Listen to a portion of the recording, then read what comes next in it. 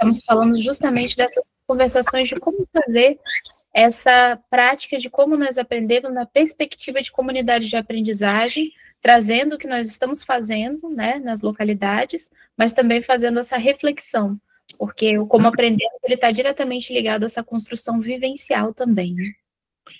Eu não sei se já viram, mas entrou uma série na Netflix chamada Adolescência.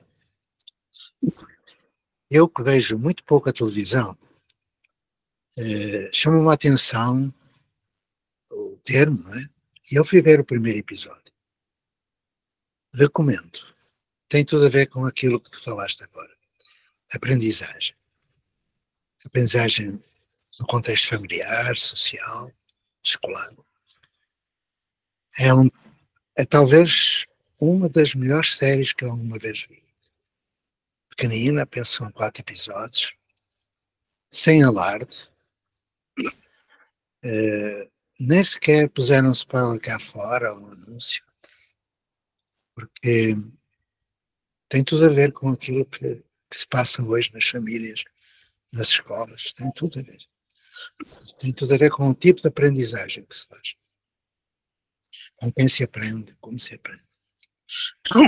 É. O realizador dessa série, ele não é professor, né? É um cineasta que ficou impressionado com duas notícias de jornal, e resolveu fazer um pequeno seriado. Então quem tiver Netflix, vá ver, porque vale a pena.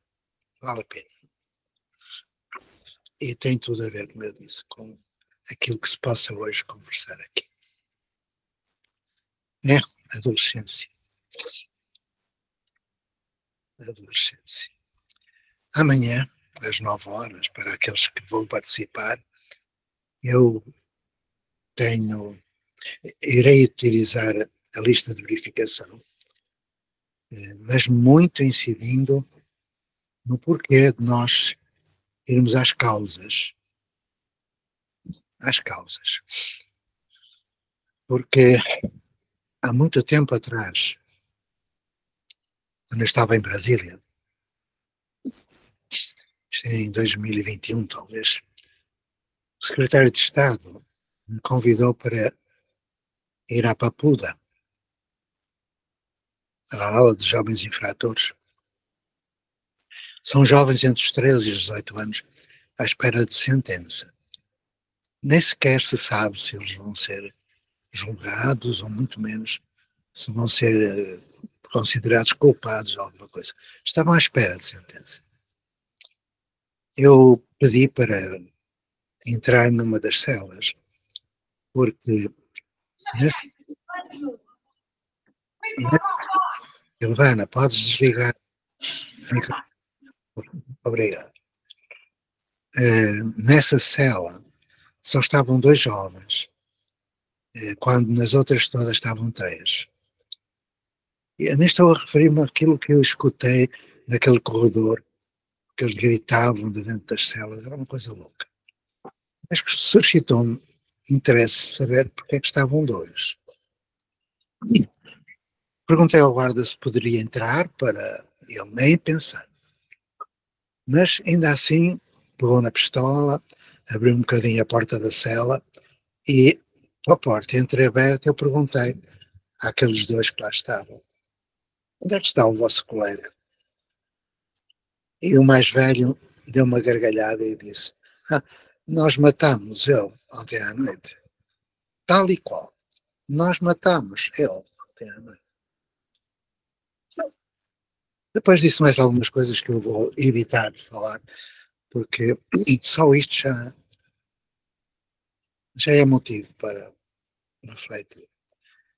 Quando eu saí, o secretário pediu-me para eu fazer um projeto já para o lugar da retenção. Fui visitar em São Sebastião o lugar onde eles já estavam presos. Eu respondi ao secretário que não estava muito interessado em fazer um projeto para aqueles jovens, embora pudesse tentar fazê-lo. Eu estava interessado em fazer um projeto que evitasse a necessidade de haver uma papuda, a necessidade de haver tanta morte de jovem, evitasse que fôssemos remediar aquilo que tínhamos provocado, ou melhor dizendo, aquilo que a escola de hoje provoca. Ele não deve ter entendido muito bem isso, mas fizemos a primeira comunidade de aprendizagem, que não chegou a ser Paranoá, uma região bem difícil do Distrito Federal. E de lá para cá, muitos projetos ali foram feitos para salvar vidas de jovens. Mas sempre numa aprendizagem, era aqui que eu queria chegar, num tipo de aprendizagem que é idêntica àquela que eles tiveram na família, quando foram para a escola. Ou seja, numa educação que é tributária de necessidades sociais do século XVIII e XIX. Não havia computadores nem internet nessa altura. Hoje, quando proíbem o celular na sala de aula, é porque o celular torna obsoleto o papel do professor, totalmente. E então, os jovens aprendem no celular o que não devem aprender. É muito mais do que isto, mas creio que servirá. E como a bateria do meu computador aqui, do celular, está quase a acabar, se é bom para vós, que eu vou deixar de falar. Quando isto for abaixo é porque acabou e eu estou longe do carregador. Sorte vossa hoje. Né? Mas amanhã às 9 horas estarei aí com aqueles que quiserem aparecer.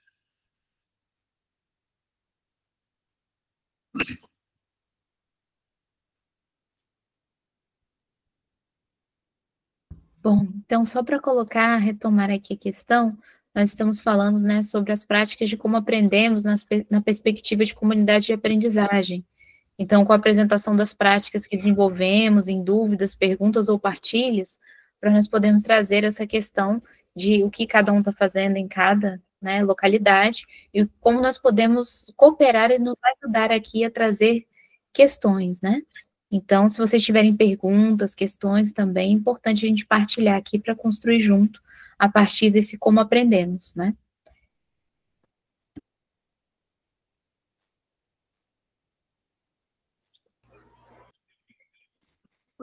Pode perguntar?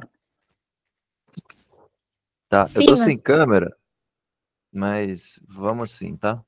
Seguinte, ontem eu tava lá onde eu trabalho e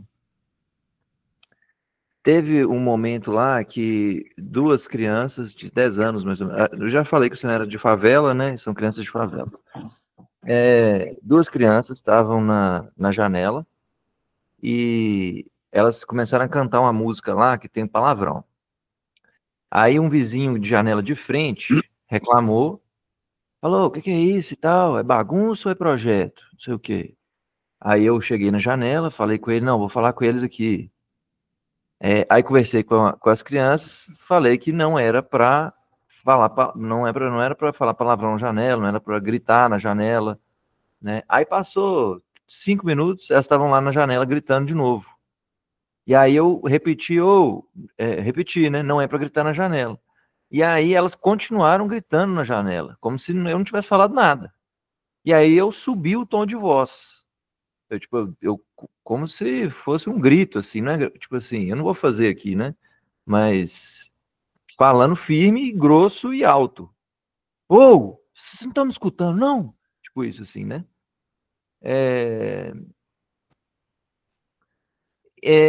Tá, então teve esse momento, eu fiquei mal na hora, assim, eles continuaram, né? Aí eu teve uma hora que nesse momento aí, nessa confusão, eu falei, não, então vocês vão embora, então, vocês vão para casa de vocês, então.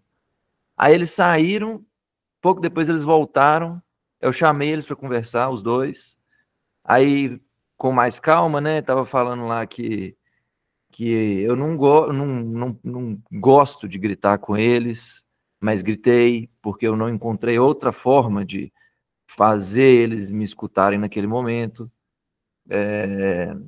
E nesse momento da conversa, tinha um que estava meio que me questionando mais, assim, me desafiando, assim, não, mas você é professor, você tem que saber, não sei o que lá, e estava desafiando. E o outro foi e deu um tapa na cara dele, deu na minha frente, assim, um tapa, meu sangue ferveu na hora. Aí eu não fiz nada, né, tipo assim, eu só falei assim, você não faz isso de novo na minha frente. Falei o que eu consegui falar lá na hora. Então a questão é sobre indisciplina, sobre como lidar com problemas de comportamento, com o desafio como se fosse da autoridade, né, das regras de convivência, como lidar com isso? Eu posso? Olha, Mateus, eu bem te compreendo. E não tens nada que te considerar, enfim, responsável por essa situação. Mas gostaria de ter uma conversa bem longa e de te mandar os textinhos que eu escrevi. Primeiro, não podes gritar. Há coisas que eu vou dizer que não podes fazer. Depois, o que podes, ou o que deves, logo se verá. Mas quando se grita, é o fim da linha. As pessoas achavam curioso quando eu me deparava com uma situação de indisciplina. E as pessoas ficavam curiosas porque eu olhava para a criança, eu tinha feito algo como essas fizeram, eu olhava para elas. Eu só olhava para elas. Elas sentavam-se no banquinho. E passado algum tempo, eu ia ter com elas e conversava com elas. Em voz muito baixinha, com um beijinho. Porque quando eu perguntava a uma criança, importas sentar naquela cadeira? Ela tinha duas possibilidades de reação. Ou se sentava na cadeira, ou se sentava na cadeira. Tradicionalmente eles optavam por se sentar na cadeira. Porque o professor tem que ter autoridade. Não autoritário. Autoridade. Mas para ter autoridade não pode estar sozinho, Mateus. Não pode estar sozinho. É a primeira regra. Não pode estar sozinho. Segundo, os alunos não podem estar sozinhos. A solidão do professor é da mesma natureza da solidão do aluno. O aluno tem que estar em equipe. E se algum da equipe prevaricar, a responsabilidade é da equipe, não é dele. Depois, acordos de convivência. Depois, direitos e deveres. Depois, uma caixinha de segredos. Depois, uma assembleia. Depois, responsabilidades. Depois, comissões de ajuda. Depois, montes de dispositivos. Sempre em equipe, meu Deus. E se tu me disseres que não é possível, eu discordo. Eu vou ter contigo se quiseres. E vais ver como se forma a equipe. Então, Mateus, eu te compreendo muito bem. E um dia, particularmente, te contarei o meu primeiro dia na Escola da Ponte e o meu primeiro dia no Projeto Âncora. Um dia, porque não dá para contar agora. Nem devo, mas vais ficar surpreendido. Uma recomendação. Ver os vídeos sobre o Projeto Âncora. Sobretudo, umas cenas com a Edilene num caso de conflito entre dois alunos. É uma cena de antologia. É de uma profundidade pedagógica impressionante e que pode ajudar-te a compreender como gerir essas situações. E agora, para concluir, quando eu fui para o Projeto Âncora, repara que o Projeto Âncora fica entre 4 favelas das mais violentas da periferia de São Paulo. Cuidado, hein? Estou a falar do Rodoanel, fora do Rodoanel. E eu fui. Me ajudou muito eu ter nascido numa favela. É verdade, eu nasci numa favela. mas não vou falar disso. Mas sei muito bem o que é fome, faca, bala, morte diária, sofrimento que chega, prisão, tudo isso. E, portanto, eu entendo muito bem como é que essas crianças, privadas de afeto, entoam essas músicas, que eu nem posso chamar de música, esse ruído, esse lixo musical que a gente ouve por aí, misturado com palavrões. Porque isso decorre da educação que tiveram. Educação social, familiar e escolar. De que é que nos queixamos? Quando continuamos sozinhos em sala de aula, de que é que não nos queixamos? Pois lá no Âncora, ao fim de algum tempo, ainda havia cerca de 2 dezenas de alunos que não respeitavam nada nem ninguém. Xingavam, batiam, cuspiam, destruíam tudo. Então eu resolvi levá-los para uma sala de aula. Era eu e eles. Eu lembrei-me disto porque falaste que eles foram para a janela. Pois eu escolhi uma sala no segundo andar. E quando eu os contrariava, né, eles diziam que se iam atirar da janela. Eu ia junto à janela e perguntava: queres que eu te ajude a atirar? Era assim. Eles levaram bem a sério. O que foi que eu fiz? Falar baixinho, autoridade, acordos de convivência, num mês ou 2, em equipe, tudo se resolveu. Eles perceberam que nós os amávamos, mas que eles estariam de nos respeitar. Que nós não éramos aqueles que os fizeram assim. Éramos outros. E que estávamos ali para os ajudar. Foi isso que a Volta à História me pediu. Um projeto de escola para salvar vidas de jovens. Mas para que tu te sintas bem, Mateus, não podes continuar a trabalhar em sala de aula, nem turma, nem prova, nem o rei que os partam. Mateus, se quiseres, amanhã às 9 horas. Só isso. Nada adianta estarmos aqui a conversar sobre isso, porque daqui por 1 ano ou 2 vamos voltar a conversar, como há 7 anos aqui conversávamos, como há 5 anos conversávamos, e vamos continuar a conversar. Chega, ou melhor, basta, Luís, não é chega, é basta. É amanhã às 9. Eu acho que é muito importante este sábado às 11. Mas amanhã domingo vai ser bem mais importante. Assisi sabe do que eu estou a falar. Mateus, solidariedade. Diz, Zizi. Com licença, a Bia está com a mãozinha levantada também? Fizeste bem. Um minutinho. Amanhã às 9 é o quê? Amanhã às 9 é um convite que a Zizi pode mandar e logo verás o que é. Tá bom.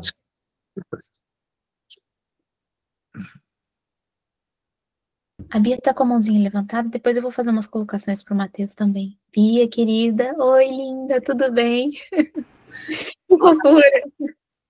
Bom dia a todos. Eu entrei na reunião no meio da fala do Matheus, mas eu me identifiquei demais com esse contexto que ele está trazendo. Eu estou com uma turma de 2º ano, crianças de 7 anos. Eu encontro essas crianças 3 vezes na semana e realmente tá, assim, a questão da indisciplina, não são tão indisciplinados, mas eles correm muito e gritam muito, né? E aí, assim, o acordo, eu já estou com eles desde o início do ano, fevereiro, né? Já tem 2 meses que eu estou 3 vezes por semana com essa turma. Então, assim, o acordo de convivência, eles têm decorado. Não precisa, se a gente vai fazer acordo, eles já falam tudo. Não pode isso, não pode aquilo, tem que falar baixo, não pode correr, não pode gritar. E aí faço a assembleia também. Inclusive, ontem foi dia de assembleia. Toda sexta-feira, a gente faz uma rodinha no chão da sala, empurra todas as mesas. E aí eles colocam o que acham, o que estão gostando, não. E todas as reclamações que eles trazem na assembleia é justamente sobre o comportamento deles. Eles correm, que eles empurram na fila, que gritam, que xingam, que dão o dedo no meio, e eles fazem um acordo de convivência que não podem fazer isso, mas eles continuam fazendo tudo isso o tempo todo. E aí eu fico assim, não sei, eu imagino que assim, o contexto deles fora daquele momento comigo na sala de aula é esse, né? Na casa, na família, na rua, inclusive na escola, né? Quando não estão dentro de sala de aula, estão com outros profissionais. Enfim, as pessoas gritam, falam alto e tudo mais, e aí eu fico pensando que eu sozinha ali, realmente, eu estou chovendo no molhado, acho que, não sei, acho que não vou conseguir. E é uma realidade nossa, né? Eu estou dentro de sala de aula e não tem outra pessoa para estar ali. Quer dizer, não tem outro professor, outra professora, mas eu estou começando a assim, estou começando a ter uma abordagem que é trazer, tem uma cuidadora na sala, né, que ela tem 2 crianças autistas, então eles têm, né, por direito, na lei e tal, tem um cuidador que fica cuidando dessas crianças. Mas uma delas eu já estou com ela desde o ano passado, né, quando eu era professora, ela também estava com uma aluna na minha sala, então eu já tenho um pouquinho mais de acesso a ela, e eu estou começando a querer trazer ela para que ela divida a turma comigo, de uma forma informal e sem falar isso, né? Porque se alguém ficar sabendo disso, não pode, né? A cuidadora não pode abrir a boca em sala, não pode ter autoridade nenhuma. Mas como eu já tenho um pouquinho mais de intimidade com ela, que eu já trabalhei com ela no passado, eu estou começando a... Está sendo essa minha estratégia agora, né? Para eu não ficar tão sozinha na sala, é trazer ela para que ela possa intervir junto comigo nesses contextos. Mas, enfim, é mais um desabafo mesmo, é para dizer que o contexto que o Matheus está trazendo, eu me identifico, essa questão de indisciplina, e eu faço acordo de convivência, eles fazem o acordo de convivência, não sou eu, eles fazem, dizem tudo que eles não querem que seja feito, que tem que respeitar, enfim, mas eles mesmos reclamam de tudo isso na Assembleia e eles continuam fazendo tudo isso. É meio sobre isso. Obrigada, era só isso para desabafar. Posso? Sempre a falar. Olha bem, tu és uma grande profissional, como o Mateus, aliás, os que estão aqui, mas que se pode prever, porque vais passar da decepção ao sofrimento, não tarda nada. Falaste 2 palavras que são proibidas no meu léxico: turma e sala de aula.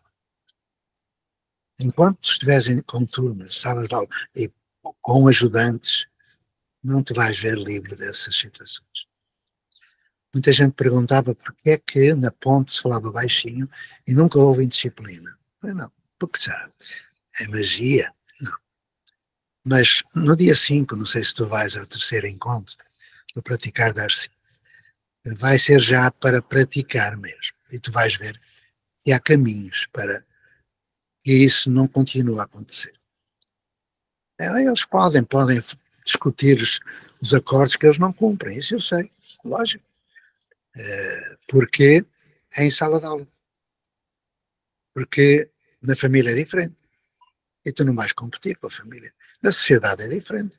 E tu não vais conseguir em sala de aula competir com o que se passa em sociedade. Mas vamos conversar sobre isso também. Há tanta coisa que eu poderia dizer-te, mas só te digo que nestes 57 anos eu já escutei talvez umas 50.000 vezes aquilo que tu disseste agora.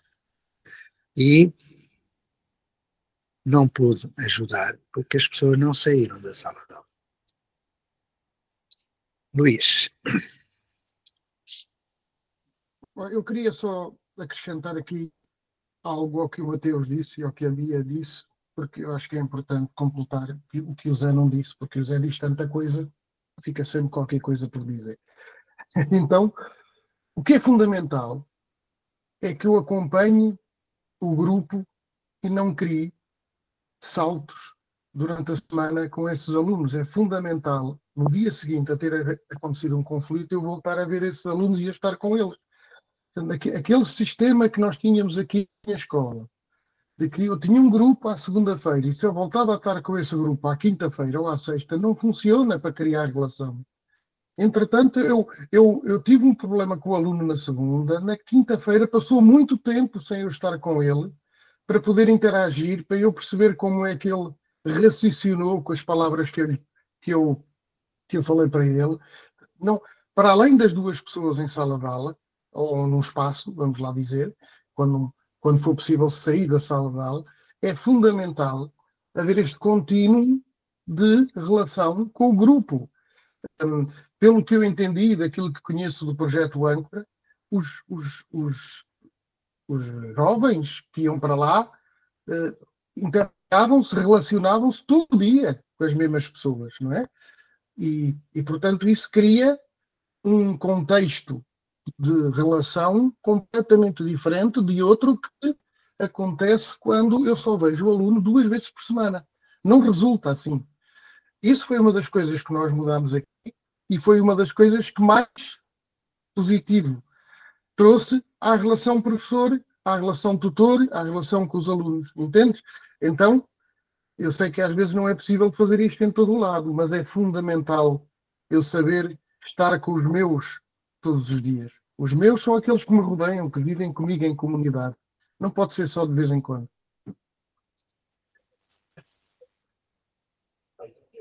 Bom, então eu gostaria de fazer uma colocação para o Matheus, com relação à reflexão sobre a construção do vínculo, Matheus. Sugestões que eu vejo que podem te ajudar é trabalhar uma estratégia da brincadeira e do brincar. Você trabalhar, mesmo que sejam jovens ou que têm idades variadas, você trabalhar com eles a construção da brincadeira. Porque a partir do brincar e a brincadeira, se trabalha muito os acordos de convivência e os critérios.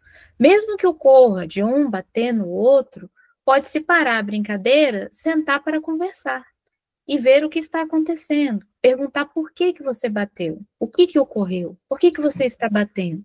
A pessoa, no caso, ele estiver muito alterado, não tem como no momento, então fala para ele, senta um pouquinho e reflete sobre o que está acontecendo para vocês poderem conversar, porque é importante dialogar o que está acontecendo e não agir sem diálogo. Primeiro, comunicação, daí vem a construção das relações humanas, depois você entra para uma construção de ação. Então, é importante construir com eles vínculo, porque quando nós estamos nos agredindo, é porque está faltando uma construção de vínculo. Ah, mas tem pessoas que se amam e que se gostam e que têm muito conflito. É verdade, mas aí acontece num processo mais avançado, que aí já está ligado à promiscuidade, quando nós temos dificuldade de desenvolver a nossa autonomia com responsabilidade. E para desenvolver essa autonomia com responsabilidade, precisam ter formas de estratégia, porque nem sempre os jovens ou as crianças entendem os acordos de convivência. Como você fala assim, acordos de convivência é vocês acordarem o que vocês estarão fazendo. Isso não tem uma construção lógica na vivência se você não vivencia. Então, para vivenciar, utilizar a brincadeira e o brincar ajuda muito. Qual a diferença da brincadeira e do brincar? O brincar é uma construção onde eles vão estar brincando com várias questões, sejam elas quais forem. Muito importante trazer jogos, trazer questões psicomotoras, bola. E a questão da brincadeira está ligado a uma construção de acordo de convivência. Porque na brincadeira você tem vários critérios que você vai fazer para que você possa brincar. E nisso você desenvolve um entendimento do porquê que precisa desses acordos para você poder conviver bem. No caso, para você poder brincar. Então, ajuda num começo de desenvolvimento. Agora, como o amigo Zé já até colocou, é muito importante trabalhar essa questão do diálogo e tentar, de todas as formas, não entrar numa reatividade. Porque se você reage, e reage de uma forma a demonstrar que isso te pegou, digamos assim, você pode entrar num processo que isso pode ser usado para desestabilizar. Porque quando as crianças ou jovens ainda não têm incorporado a educação em si, e a educação é uma construção de formação humana para a vida toda, eles vão ter dificuldade ainda de ter uma referência para se desenvolver. Então, eu daria essa sugestão para você perceber essa questão de utilizar as brincadeiras, ou brincar, como um desenvolvimento. E, por favor, conversar realmente, como o Luiz colocou, a gente utiliza um dispositivo de dinâmica de grupo, que é muito importante, que é chamado feedback. O feedback é sentarmos em roda e conversarmos sobre o ocorrido e como cada um se sentiu sobre, como ficou frente a isso, se vê que isso é bom, trazer vários questionamentos para que se assimile esse aprendizado de valor. Porque o valor, por exemplo, da reflexão e do redirecionamento, ele é construído. A maioria das pessoas, quando erra, o que ela faz depois? Ou ela agride de novo, ou ela finge que não aconteceu. Para poder construir o entendimento que é importante você não compensar, mas resgatar uma construção de relação feita, o feedback ajuda nisso, porque o feedback vai trazer o quê? Olha, eu me senti mal, você me machucou.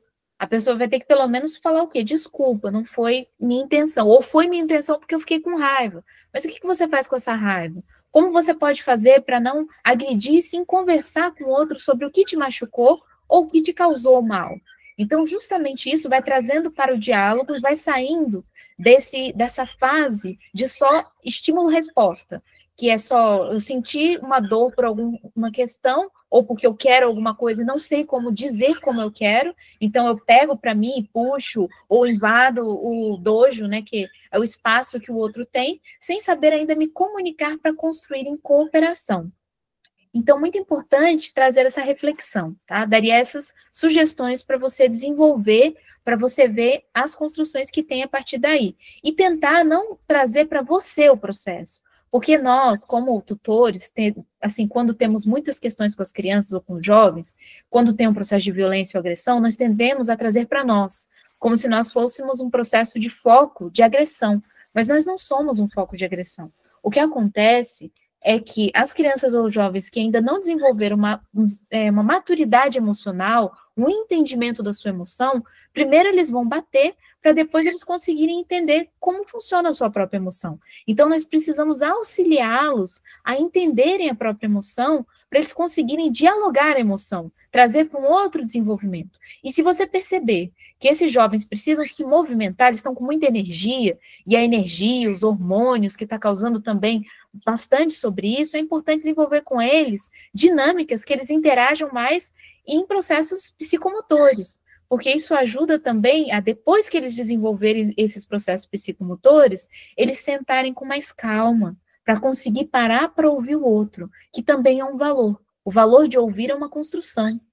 E normalmente os jovens e as crianças hoje em dia não estão desenvolvendo essa habilidade.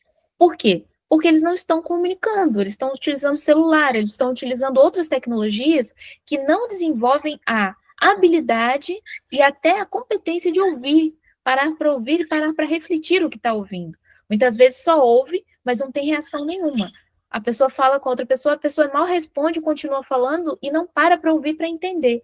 Então, nós temos que resgatar essa relação humana, que é uma construção do diálogo, para poder construir esses acordos de convivência de forma real. Ou seja, não ser só acordo de convivência, nós falarmos sobre o problema e depois não fazermos nada sobre ele. Que aí eu vou entrar na questão da Bia, né, com relação tanto às crianças quanto aos jovens.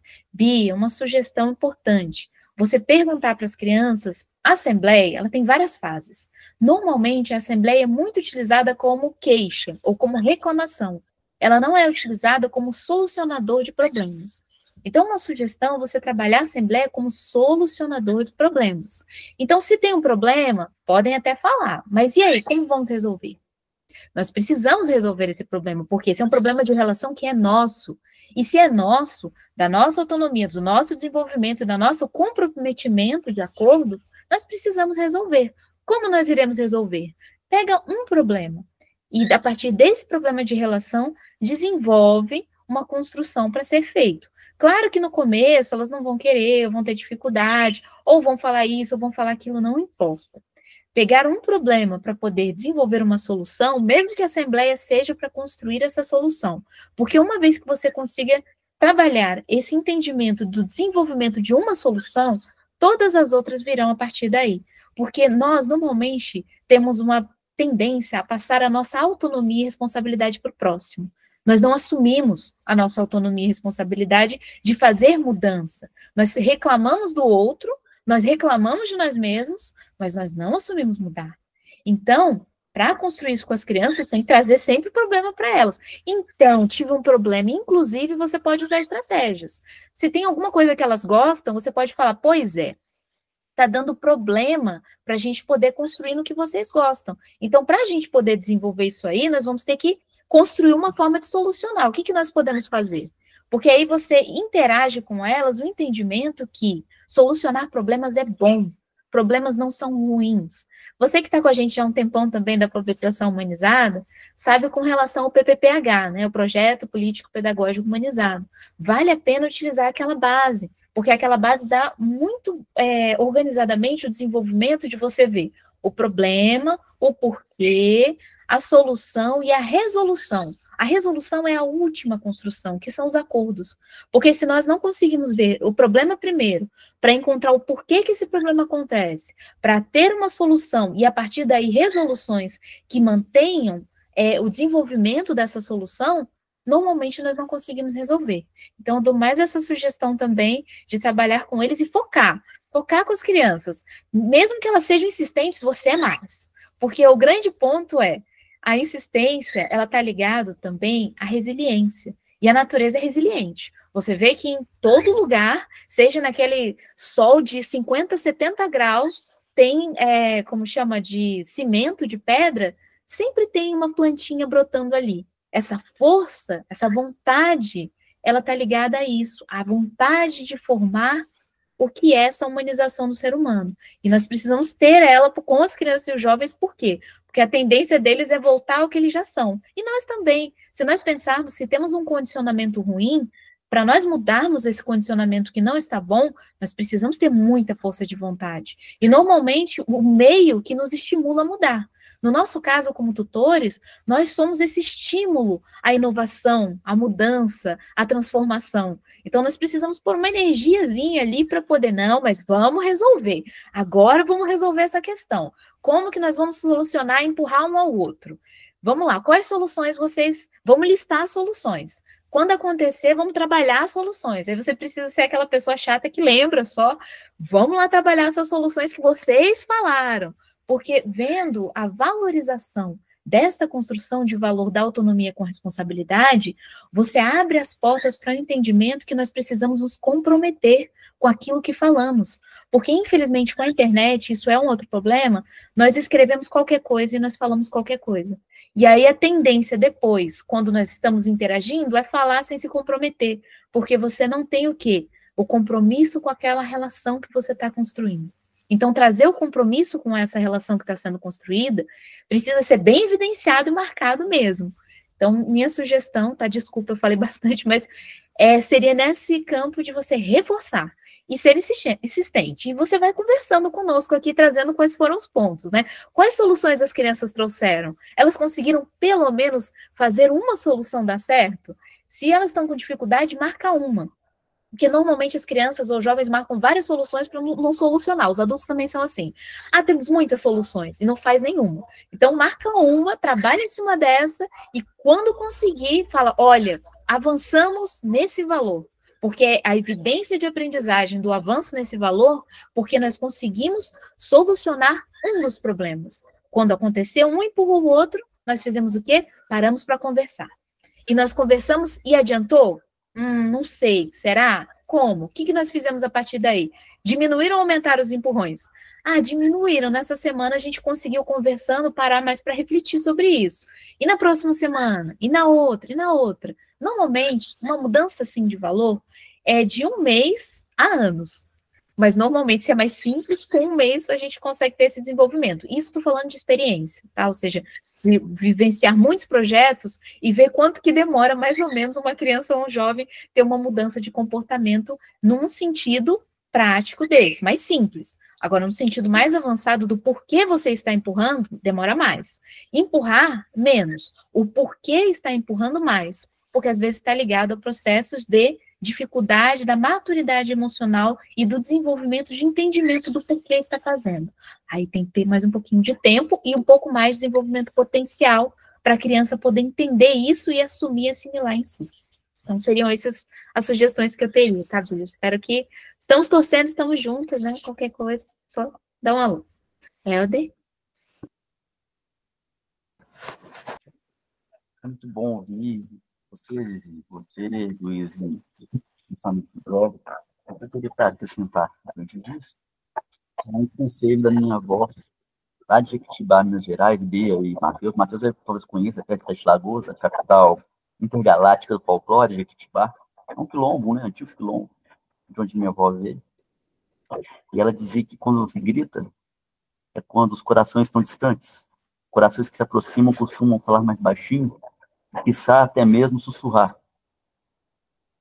E eu acho que um ponto comum em relação a esse tipo de fala é a fala em comunidade. Essa fala que para se educar é necessário uma tribo inteira, né? Eu sou porque nós somos. Essa dinâmica de grupo que tanto o amigo José, o amigo Luiz e a amiga Zizi falaram, dessa necessidade de criar formas de uma outra disciplina. Problemas de disciplina se refere à disciplina. Qual a disciplina que eu estou criando? Será que eu estou sozinho? Eu acho que a solidão do professor é um grande ponto aqui que está sendo batido. Volta-se uma reflexão sobre nossas próprias posturas, claro, as seculares posturas, né? Não estou apontando o dedo para vocês, porque 4 dedos se apontam para mim quando eu falo disso. Mas eu falo dessa importância de termos uma tribo. E eu vou contar um pouco o que aconteceu ontem. Bem cedo chega de costume uma criança, uma menina muito esperta, porém ela tem muita dor e tem uma grande distância para estar no grupo. Estávamos no momento de uma dinâmica de grupo em que passávamos um bastão da fala. É um objeto qualquer, às vezes muito especial, que era o dia do brinquedo, em que a gente estava partilhando nossos brinquedos favoritos, os brinquedos que estávamos conosco, uma respiração profunda, para começar o dia bem. 7h30 da manhã. Ela chega um pouco mais tarde. Ela costuma chegar atrasada. E aí, ela não queria dizer nada. E aí eu me lembrei que eu conversei com a mãe dela, que precisa de rede. E a mãe dela, com os olhos em rasos d'água, falou, nós sofremos tanto durante esse período. Eu disse que a Valentina, essa menina é uma menina fantástica. Eu falo, que letra linda. E ela responde, foi minha mãe que me ensinou. E eu contei isso para ela e a mãe, assim, falou, tá muito difícil, mas vamos superar a situação. Eu falei, vamos superar juntos. Quando o objeto da fala, voltando para ontem, chegou à mão dessa criança, dessa menina, ela não tinha nada a dizer. Passou o bastão rápido, jogou o bastão para outra criança. Eu falei, volta o bastão. Você poderia pelo menos compartilhar uma respiração conosco? E ela compartilhou uma inspiração profunda e soltou o ar pela boca. E a partir desse momento, uma criança com autismo, em que ele tem um assistente terapêutico, que ele está aprendendo a estar em grupo. Geralmente estamos com ele e ele não está conosco. Nesse momento ela estava fazendo uma cirurgia e não estava presente. E esse menino está num processo paradoxal de integração, porque ele, estando em sala de aula, ele estava mexendo nas coisas dos outros. Até que um outro menino, esse menino com muita dor também, em situação de vida muito difícil, eu vou dizer por quê mais adiante, ele fez uma estratégia e falou assim, gente, temos que resolver isso. Como vamos resolver isso? Precisamos respeitar os nossos objetos. Ele pegou o objeto desse menino com autismo e falou, esse objeto, você gostaria que eu mexesse com ele? Ele falou, não. Então, sente conosco. E aí ele sentou. E ele disse assim, eu te devolvo esse objeto só se você estiver sentado. E as crianças começaram a resolver comigo, e eu precisava deles, porque solução criativa assim, só uma criança pode dar. Para mim seria um crime fazer isso com o outro. E aí eles negociando, ele senta-se ao lado dele. A partir disso, um outro menino que estava com um brinquedo predileto, que era aquele amigo do malvado favorito, que é o Minions, ele oferece o Minions sabendo que esse menino com autismo gosta, ele fala, esse Minions vai ficar com você desde que você se sente. Olha só, está acontecendo alguns acordos construídos por eles e que são realizados naquele momento, não é igual a Constituição Federal Brasileira. Se tem um problema, vamos criar a Constituição Federal Brasileira e depois, ano que vem, depois do Carnaval, vamos resolver o problema. Isso reproduz muito, né? Às vezes, nessas criações de várias queixas, soluções, depois vamos resolver. Tudo ali no aqui e agora. Uma situação que eu quero contar para vocês, foi a situação que esse menino estava resolvendo o problema e essa menina caladinha que começou o encontro atrasada, a gente na horta, plantando algumas cabaças que vamos utilizar para fazer uns parques bonitos, que é celebrar o outono, colocar uma sementinha importante, viu, gente? Nessas águas de março que estão rolando aqui, é muito importante. Falando demais, mas resumindo muito, tem uma situação de agressão entre o menino que estava resolvendo o problema e essa menina que faz muito silêncio. Chamamos todos para a roda, para se escutar. E ao final, a menina falou assim, olha, eu só vou ficar satisfeita se a família, o menino que me agrediu, do ofensor, ficar sabendo o que está acontecendo. Esse menino, ele chora em prantos, tem 6 anos de idade, ele é o caçulinha da turma. Ele entra em contrações espasmódicas, uma posição fetal, agacha, começa a chorar em prantos. e fala, eu não quero voltar para minha mãe. E todo mundo começa a escutar, e ele fala assim, meu pai e minha tia me disseram que se eu recebesse mais um bilhete, eu voltaria para minha mãe.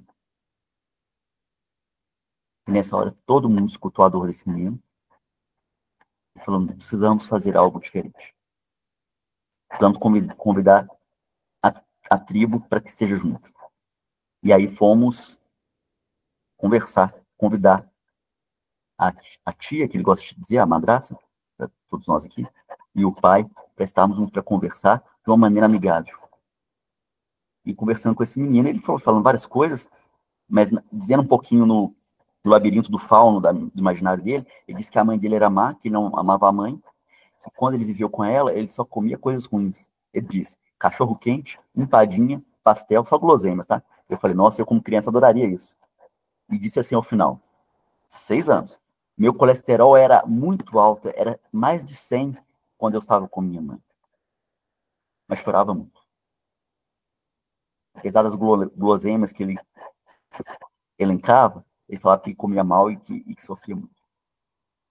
Então, eu vejo assim que não estar sozinho é muito importante entre nós, Bia e Mateus, e todos, assim, que a gente possa perceber qual o poder de criar uma educação em comunidade, que se aproxima uma comunidade de aprendizagem.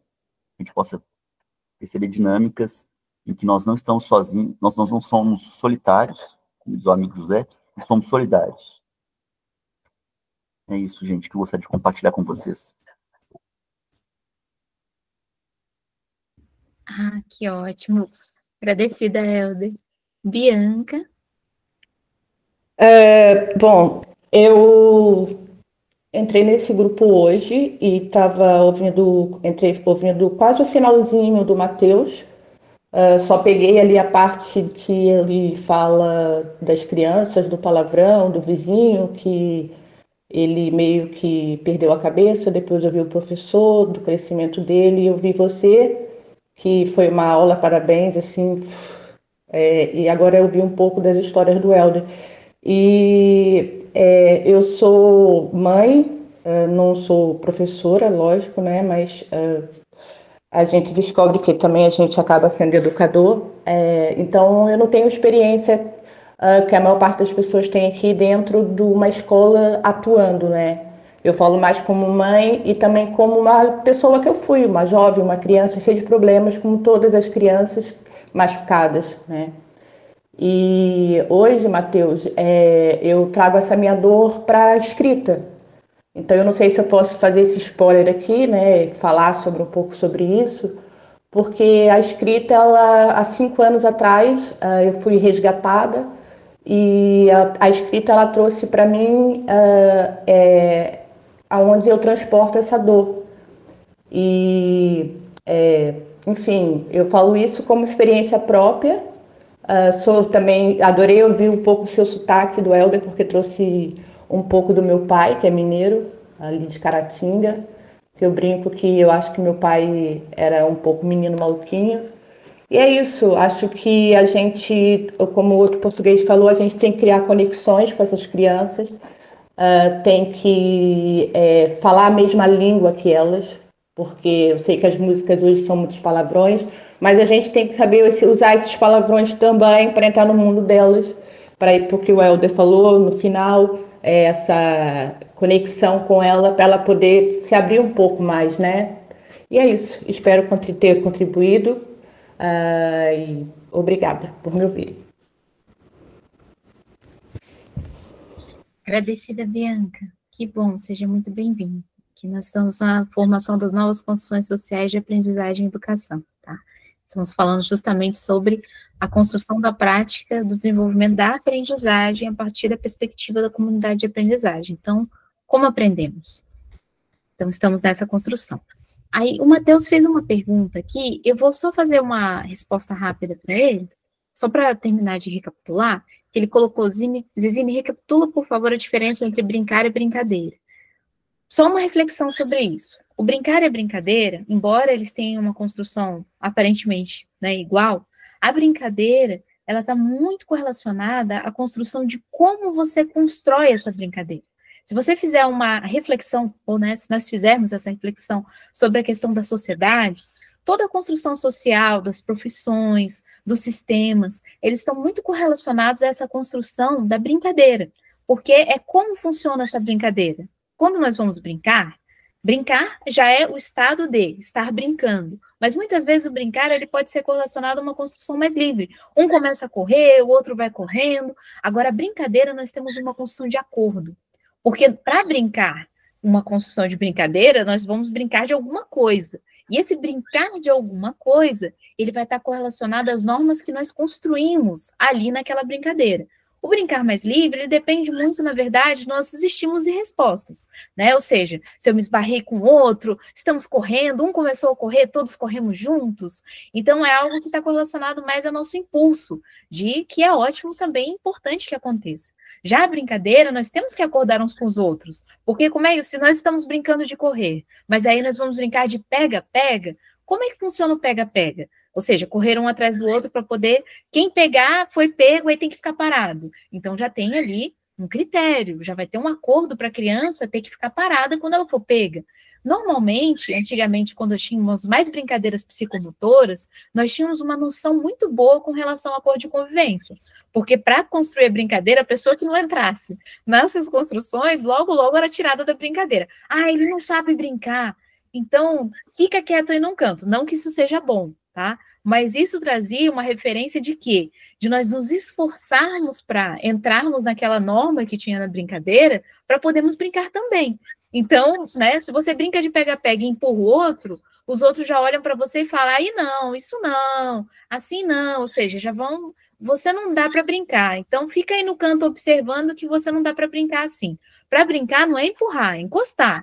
Se encostou, pegou, né? E com o tempo, até o empurrar de leve, né? No pega-pega acontece, de vez em quando você até acaba empurrando um pouco mais na pessoa, a criança, né? Só que você não está com uma intenção de machucar.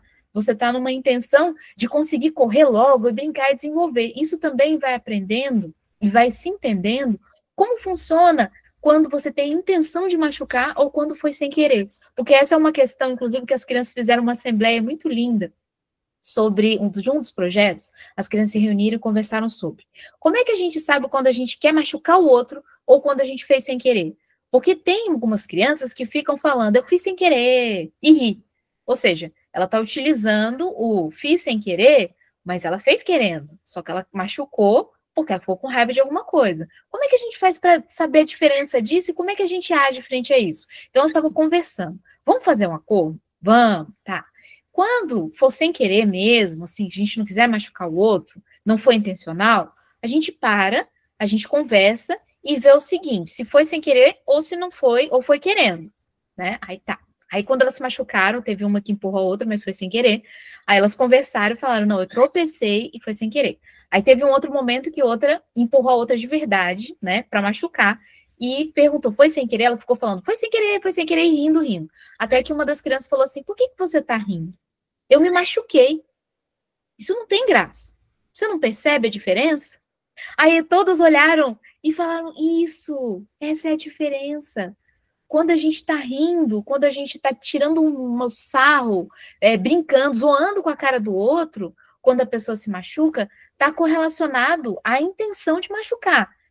Ah, mas a gente não vai poder mais rir agora? Aí elas ficaram conversando quanto que era o tipo de riso ou não, para elas conseguirem se entender e saber a diferença, para combinar. Ou seja, de o que era quando era para machucar e quando não era para machucar. Aí teve um segundo combinado. Quando era para machucar, o que a gente fazia? Tipo, você empurrou, machucou, eu tô machucada, o que você faz? Ah, nós podemos conversar, então, e fazer o seguinte, na próxima vez, então, eu posso te machucar para poder fazer da mesma forma que eu fiz com você? Aí as outras crianças, não, você vai machucar de propósito?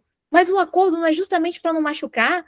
Aí elas foram conversando sobre o que elas fariam. Aí elas definiram o seguinte, que toda vez que alguém machucasse intencionalmente, parava a brincadeira. Parava a brincadeira para todos. E aí todos iriam fazer alguma coisa que fosse construtiva para ajudar ou fazer uma pesquisa, elas iam parar de brincar. Elas só iriam brincar se elas mantivessem um acordo de não machucar intencionalmente. Então, elas chegaram nessa base. Olha só, como o Helder estava colocando algumas questões práticas, né? Eu quis trazer algumas questões práticas também, para ver que pode se encontrar formas de se entender. Porque nessa forma de entendimento, você vai descobrindo o quê? Como eu posso fazer para valorizar o acordo de verdade? Para o acordo não ser só fala, o acordo ser de fato acontecer, como um compromisso daquilo que eu estou fazendo na relação um com o outro. Então, só explicando essa diferença da brincar e brincadeira, correlacionando com essa construção dos valores. E como brincar, a brincadeira e o brinquedo, sugestão de sempre construir, ajudam muito, porque o brinquedo é engenharia. A brincadeira está correlacionada à construção de como eu vou me relacionar.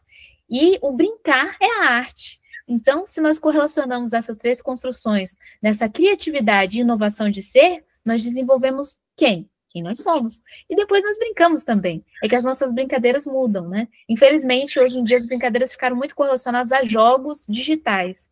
Mas não, quando nós estamos sorrindo um com o outro, brincando, falando, olha, onde você estava, o que você estava fazendo, nós estamos brincando.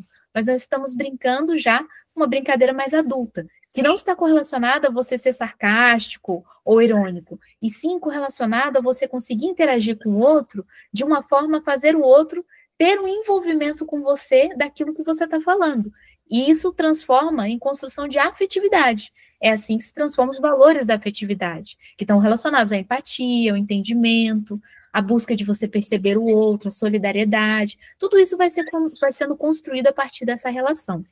Então, eram esses pontos só para terminar uma reflexão sobre essas três construções que nós temos muito fortes como ser humano, que é o brincar, a brincadeira e o brinquedo, que nós precisamos retomar sempre, em todas as idades, para a gente ver como funciona o quê? A relação humana. Foi a forma que nós construímos. É só pensar que nós descendemos dos macacos. E os macacos são extremamente brincalhões, né? Na verdade, toda a natureza é muito brincalhona. A natureza brinca o tempo todo. Se nós vemos os cachorros, os gatos, os pássaros, então nós sempre estamos nesse desenvolvimento. Bom, mas eu só queria dar um alô. A Bianca está levantando a mão. É só solicitar para vocês mais 2 minutinhos, então, para nós podermos fecharmos, para seguirmos o nosso horário, tá bom? Bianca? Bom, eu vou falar só uma brincadeira para finalizar, não sei se coisa. Matheus, hoje eu vou te dar só uma coisa. Se eu soubesse tudo hoje, um pouquinho do que eu sei e que eu ainda quero aprender, eu, sinceramente, na minha mente, eu queria mandar esse vizinho para o lugar junto com as crianças palavrões. Só que eu não poderia, porque ali eu perderia a razão. Sabe por quê? Porque se chama projeto. E o vizinho do lado, esse senhor, ele não sabe o que significa projeto. Projeto não é assim, no estalar dos dedos. Entende? Quando a gente coloca isso na nossa mente, a gente entra no mundo das crianças também. E é isso. Agradecida, Bianca. Olha, Bianca foi rapidinho e trouxe ainda uma construção poética. Sim. Então, seria isso. Então, tudo bem a todos. Nos encontramos, fechou o nosso tempo e nós estamos conseguindo fazer uma excelente construção. No próximo encontro, tragam também dúvidas, perguntas, questões dessa construção da prática, tá? Eu estou vendo um monte de sugestões aqui, se vocês quiserem dar uma olhada também, tá? Então, um grande abraço a todos, a todas. Até o nosso próximo encontro. Valeu, até mais. Ponto prático.